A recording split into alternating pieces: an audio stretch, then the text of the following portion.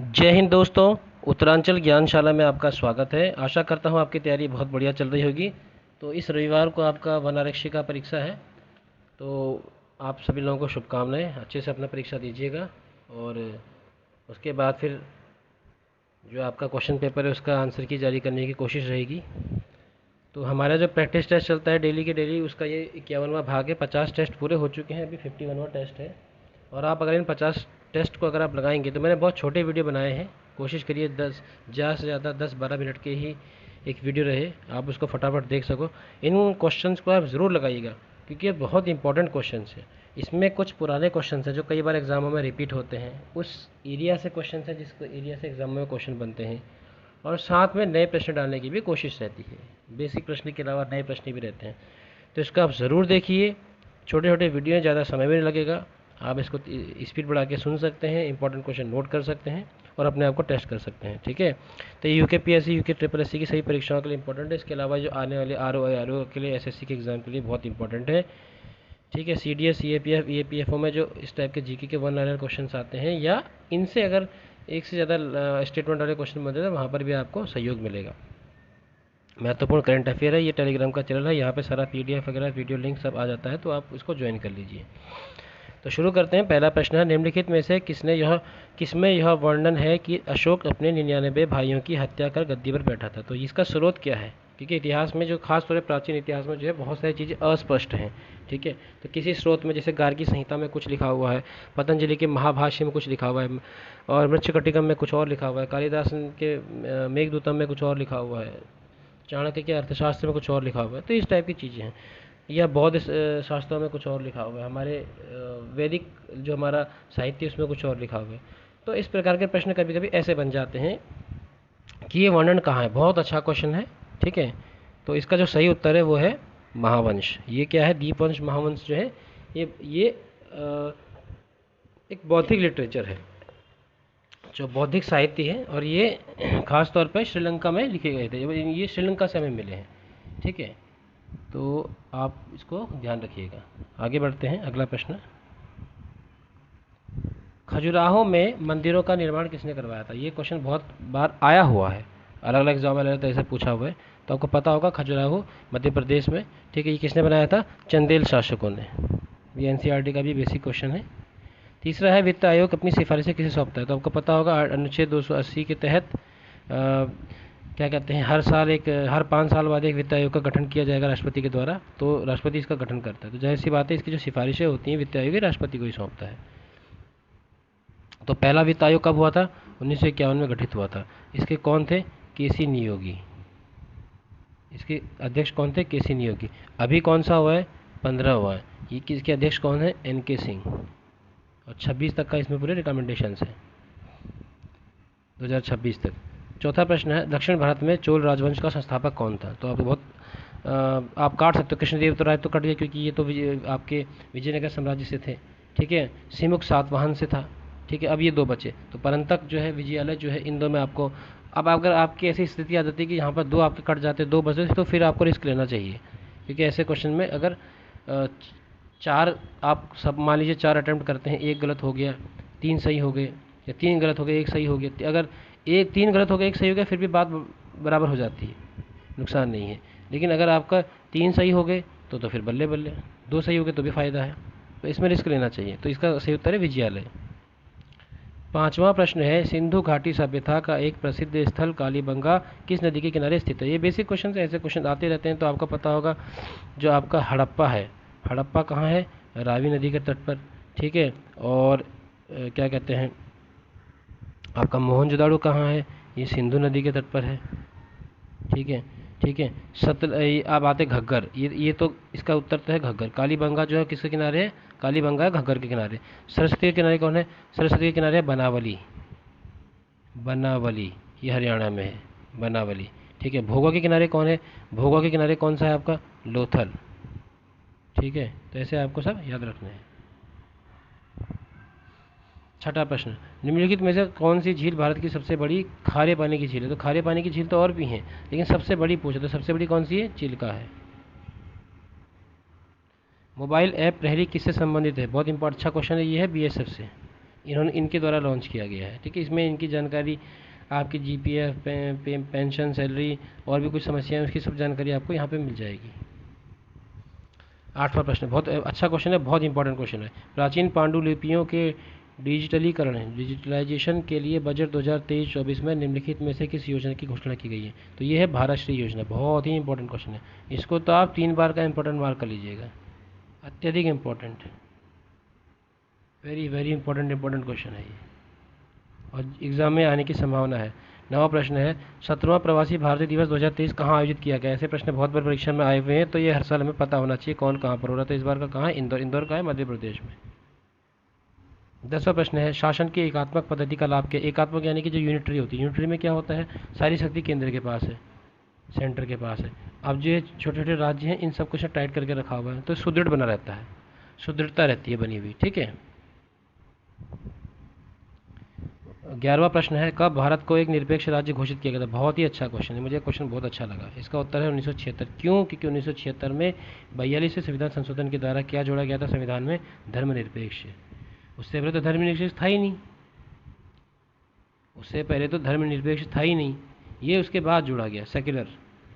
ठीक है, अब क्या कहते हैं? Secular socialist democratic Republic. समझ में आ गया? ये बहुत इंपॉर्टेंट क्वेश्चन है। 42वें संविधान संशोधन 1976 के द्वारा भारत में धर्मनिरपेक्ष राज्य, धर्मनिरपेक्ष शब्द जोड़ा गया था संविधान में। तो उसके बाद तो निरपेक्ष बना, उससे पहले तो क्या था? निरपेक्ष नहीं था। ठीक है ना, डेमोक्रेटिक रिपब्लिक था। 12वां प्रश्न है, भारत संविधान का आधारभूत दर्शन, आधारभूत इसका बेसिक जो फंडामेंटल फिलॉसफी है वो क्या है? वो क्या है? वो डेमोक्रेटिक समाजवाद, लोकतांत्रिक समाजवाद है। समाजवाद है, लेकिन कैसा? लोकतांत्रिक। 13वां प्रश्न है, भारत का पहला खुला रोक संग्रहालय, अच्छा इसको रोक को रॉक कर लीजिएगा, ये रॉक हो गया। भारत का पहला खुला रॉक संग्रहालय, ओपन रॉक म्यूजियम कहाँ स्थित है? ये आपको बताना है। ठीक है, तो ये है आपका हैदराबाद में। ये पहला है, इसलिए इंपॉर्टेंट हो जाता है। समुद्री क्षेत्र में राजनीतिक सीमा के कितने किलोमीटर क्षेत्र तक राष्ट्रीय संपदा निहित है? अगर आप एनसीईआरटी पढ़ते हैं, बेसिक किताबें, ये क्वेश्चन वहीं से निकाला गया है। ठीक है, तो इसका उत्तर है 12.5, 12.5 किलोमीटर तक। कोको प्लेट किसके बीच में? तो आपको पता होगा, प्लेट टेक्टोनिक्स थ्योरी आपने पढ़ी होगी, इसमें अलग अलग प्लेटें होती हैं, कोको प्लेट, नाजा प्लेट, पैसिफिक प्लेट, कैरिबियाई प्लेट, ये सब प्लेटें होती हैं, ऐसे नक्शे बने होते हैं प्लेटों के। वो प्लेट क्या होती है? वहाँ पे भ्रंश रेखाएं होती है, तो वहाँ पर फॉल्ट लाइन होती है, तो वहाँ पर से ख़ास तौर पे वो, मतलब वहाँ से वो हिस्सा अलग हो जाता है। ठीक है ना, क्रैक्स भी होते हैं वहाँ पर को। तो आप नक्शा भी देख सकते हैं, मानचित्र में मैप भी देख सकते हैं इसका गूगल वगैरह पे, कि ये टेक्टोनिक प्लेट मैप करके। ठीक है, तो हमें अपने उत्तर की तरफ जाना है। जो कोको प्लेट है वो कुछ इस तरह से, ये है आपकी पैसिफिक प्लेट। ठीक है, और इधर आपकी अमेरिकी प्लेट आ रही है, ये नॉर्थ अमेरिका हो गया, ये कैरिबियाई हो गया, इधर साउथ अमेरिका हो गया, ये कैरिबियाई प्लेट हो गया सी, और यहाँ पर आपका कोको प्लेट है। तो इसका उत्तर क्या हो जाएगा? कैरिबियाई प्लेट और प्रशांत प्लेट के बीच में।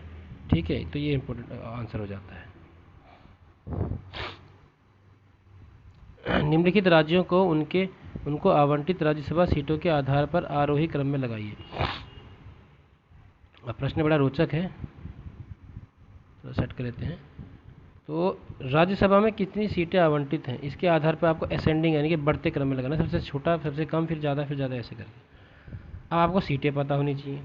अब सीटें तो सारी याद नहीं होती, लेकिन सबसे ज़्यादा कहाँ है? यूपी में 31 है, फिर कहाँ है? महाराष्ट्र में 19 है। इस प्रकार की कुछ चीज़ें आपको फैक्ट याद होने चाहिए। वेस्ट बंगाल में ज़्यादा हैं, एमपी में ज़्यादा हैं। तो यहाँ पर इन्होंने क्या किया? सारे छोटे छोटे राज्य दे दिए कन्फ्यूज़न करने के लिए। तो आपको पता होना चाहिए कि भैया हरियाणा, उत्तराखंड लगभग एक टाइप जैसे छोटे छोटे साइज़ के हैं। हरियाणा है, हिमाचल प्रदेश है, उत्तराखंड है, त्रिपुरा, सिक्किम, तो इसे आपको काटना पड़ेगा। झारखंड बड़ा है, तो झारखंड में सीटें ज़्यादा है, तो मैं आपको बताया था झारखंड में लगभग 6 सीटें हैं। उत्तराखंड में आपको पता होगा 3 सीटें हैं। एक क्रम तो ये बन गया कि 2 पहले आएगा, 1 बाद में आएगा, तो ऐसा किसमें नहीं है। अच्छा, अगर आपको त्रिपुरा हरियाणा की पता है तो बहुत अच्छा। तो त्रिपुरा में कितनी? त्रिपुरा में तो 1 ही सीट है।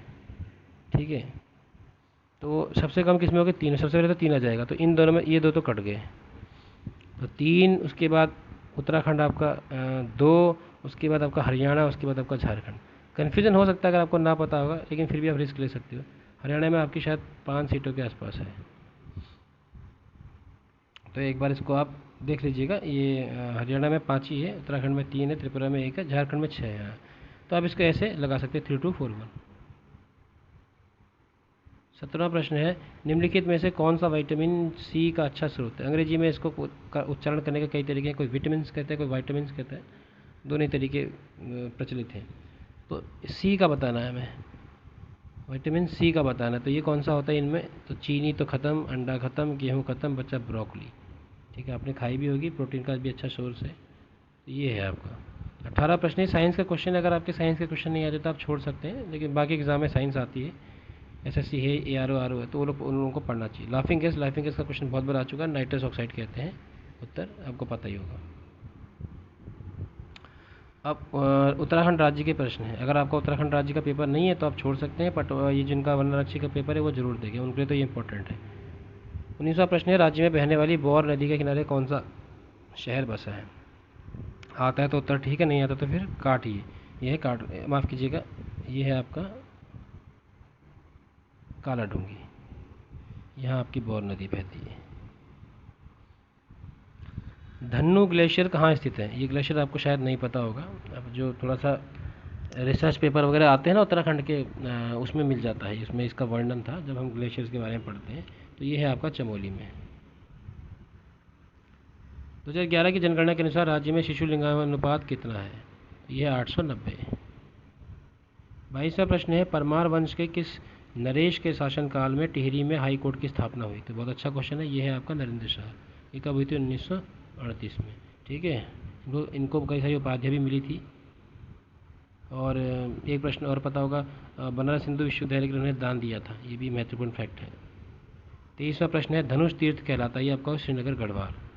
हमारा जो श्रीनगर, हम ये इसलिए लगाते हैं ताकि हम इसको जम्मू कश्मीर के श्रीनगर से अलग कर सकें। 24वां प्रश्न है, निम्न में से कौन सा राष्ट्रीय राजमार्ग देहरादून से गुजरता है? यह है 307, जो पहले क्या था 72A। 25वां प्रश्न है, उत्तराखंड सरकार ने मुख्यमंत्री प्रतिभा प्रोत्साहन योजना के लिए बजट 2023-24 में कितने करोड़ का प्रावधान रखा है? तो 2023-24 के जो इसको सही कर लीजिएगा, 2023-24 का जो बजट पेश किया था उसमें उन्होंने इस योजना के बारे में बोला था। इसके लिए प्रावधान कितना रखा था? 11 करोड़ रुपए का। ठीक है, और 100 करोड़ किसके लिए रखे हैं? G20 के लिए, याद रखिएगा, 100 करोड़ G20 के लिए, सारा पैसा वहीं जा रहा है। तो ये आज के 25 महत्वपूर्ण प्रश्न थे, इनको ज़रूर देख के जाइएगा, और आपके लिए, आपके आगे परीक्षाओं के लिए शुभकामनाएं। धन्यवाद, जय हिंद। अगर वीडियो अच्छा लगे तो कमेंट ज़रूर कीजिएगा, टेलीग्राम में आप जुड़िएगा और इसको साझा कीजिएगा, शेयर कीजिएगा।